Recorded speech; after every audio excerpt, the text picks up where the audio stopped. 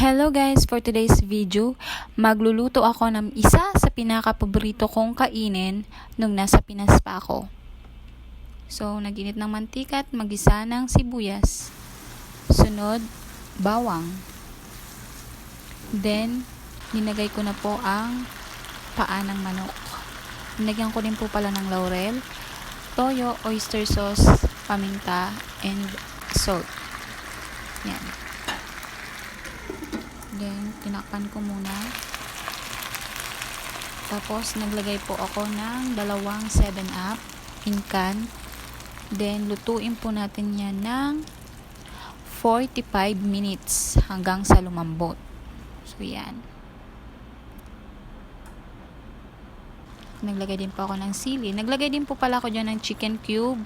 Then, ginisang mix. Then, naglagay na po ako ng konting suka. Then, naglagay din po pala ako dyan ng konting sugar. At yan na. It's time to eat na. Kain po tayo. Salamat po sa panunood.